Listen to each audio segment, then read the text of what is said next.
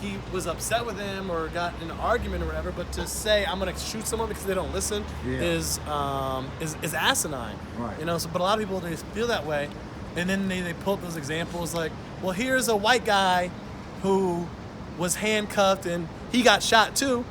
And I always have to go back. I go, yeah, we're not in it. That's the all lives matter versus Black Lives Matter, right? Yeah. I'm not saying that's right. Like, that's wrong too. And like, you should protest against that too, and you should be upset about that too. Don't bring that as a counter argument as to why this guy is not a big deal. But the biggest thing with those incidents, I go, what, did it go to trial? They're like, yeah. I was like, were the officers charged or indicted? Yeah. Did the case come to a conclusion? And what was it? Were the officers guilty or not guilty? Well, they were guilty, or they were not guilty, but a civil case was filed, or they were guilty and fired, or they were not guilty and fired. And it's like, okay, so stuff happened without protests needing to be held to prosecute this white male who was killed. We want the same thing, and you should want the same thing for the black males, right? Because at the end of the day, everyone wants to say it's not about color, skin color. It's not, right? We're all one human race, right? The racial background is something that people in power and influence created to divide, right? Say white racially, black racially, brown racially. Like, that's skin color. It's like crayons. You don't pick up a pink crayon and go red crayon and go, oh, this one's better. Like, no, one's red, one's pink. You may prefer one more than the other, but they're all the same crayon. Like, that's how it is with humans. One's black, one's white, one's brown, one's yellow, one's a darker brown, one's a lighter white. Like, it's just different shades. We're all the same, so we should all want the same thing. But when people have power and money, right, that's when you start dividing, and that's when you start going, hey, right? And if you look at across the world, empires, countries, when people who are poor start uniting and coming together to overthrow, right, or to stand up against the rich, what do the rich do? Hey, those poor people, they do A, and these poor people do B, so I don't know why you guys are all together. And they go, hey, yeah, why are we with you? And then F you, and then it becomes, instead of, hey, we were unified against the top, now we're fighting for the scraps again, instead of trying to get a seat at the table or get the resources to make our own table.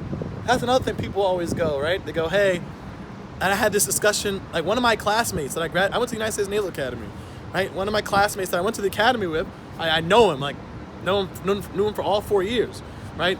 And I wouldn't say we were friends per se as the traditional friendship, but we were friendly, and we had a relationship because we went to the military, we were in the same class, right? I knew his classmates, my classmates, I knew his friends, their mutual friendship. So like there was that general friendship, but not a very close, tight-knit. And he goes, why should I have to give up what I've earned as a white male in America? And I'm like, no one's telling you have to give up anything. We don't want you to give up anything. What we want you to do is realize that, number one, the things that you earned, yes, you earned it on your merit. But in order for you to earn what you earned, you had to have a foundation that was set from hundreds of years ago, right? So then I had to go through it. I had to say, hey, 400 years of slavery. So that means your ancestors had land, had property, weren't hunted, right? And then after slavery, your ancestors now had 400 years of a head start. And black people were still being victimized, right? And yes, there was Tulsa, there was Rosewood, there were a lot of black prominent neighborhoods, right? But what happened in the 1900s, late 1800s? Destroyed. White citizens, white Americans, right? Your ancestors, your descendants, right? Maybe not yours directly, and I'm not saying all, right? Because some people, they go, well, it's not all white people, and those aren't mine. It's like, okay, that's great, but we're talking in general standpoint because it's a general thing that's happening. They went through and killed hundreds of black people, destroyed their towns, decimated their banks, right? Now, if you just survived generations of slavery, and you're like, hey, we're free now we're trying to figure out what do we do as free people, and then you've come together as a community of free people, you've established dominance and wealth, right? You're free, you're living happy, and then people come and they kill you, shoot you, destroy everything, and then they don't give you any access or resources to build it back up again. You're like, okay, now I'm back to surviving. Instead of thriving and building, now I'm surviving. And then segregation, Jim Crow. So then anyone who could have reached to new heights, right? Some did, right? And I love people go, well, Michael Jordan, LeBron James, athletes, millionaires, rappers, and all. Yeah. You can call them out by name. You can call out black millionaires by name. You can call out black people of influence by name. Like, and multiple people know it. Like, around the world. There are white people with more wealth, with more influence than some black people that you can name that no one knows about. And the reason is because they've had that time to build it. So if we had the same time, we could be as great too. We could pull ourselves up by the bootstraps, which no one did in America. Everyone was helped. That's a bullshit, feel-good statement. Pull yourself up by your bootstraps. No one in the world has pulled themselves up by the bootstraps. Someone has helped them, like with the boot, and maybe they pulled themselves up in their mind, but someone, like, what was the one thing, Kylie Jenner, the first self-made billionaire or something like that? Like, I just laughed when I read that. And I'm like, Kylie Jenner, who comes from a family of wealth, a family of millionaires, who was given startup capital, which is a privilege that more white Americans have than black Americans, which is in a white American culture, to be able to go to your family and say, hey, dad, hey, mom, look at our president. Hey, dad, I want to start my own business. All right, son, here's $1 million loan.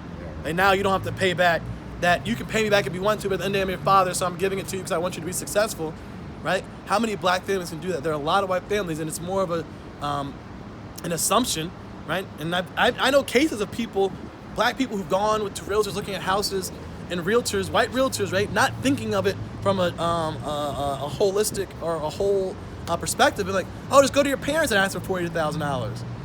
It's like, my parents were alive during segregation, whose parents were either alive as, during Reconstruction, right, or right after Reconstruction, so my great-great-grandparents who were slaves. And you want me to go to my one generation back and be like, hey, give me $40,000? And you think that's an assumption among black Americans? It's not, because we haven't been given the same time, effort, resource that white Americans have been given. And all black Americans want is the opportunity. We don't even want you to be like, hey, here's 40 acres and a mule.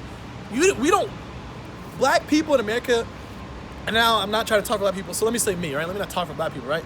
But the black people that I engage with, that I've talked with, we don't want reparations to say, hey, here's money, here's land. We just want you to go, hey, we're not going to treat you like you're a second-class citizen. We're not going to treat you like you're not a descendant of people who built this country for free, who allowed most white Americans to have a level of comfort that most black Americans cannot have, right? And you always have the people, right? The white people are like, oh, I'm poor too. And it's like, yeah, we understand you're poor too. And that's why you should be fighting with us, because if the least of us, right, in America right now, it's black Americans and indigenous people, Native Americans, if they are lifted up, everyone gets lifted up. And that's the thing that people don't understand. It's kind of annoying and frustrating, but if you lift up the bottom, that means the top can go higher, because now we're not struggling and like this. If I go like this, I can't reach up higher with my top hand. But if I bring my hand up, what happens now? Now I can lift up higher. That's all we want as people who are being disadvantaged. So black people, indigenous people, Asians, Hispanics, non-white males, right? White women, poor white people, that's what everyone wants who's not a white male who's rich. If you're not a white male who's rich in America, technically you are not at the top. You may feel that you're at the top, and people may make you feel that, like, oh yeah, you're one of us, but you're never gonna be one of them, because the system's not set up for you to be one of them. So it's like,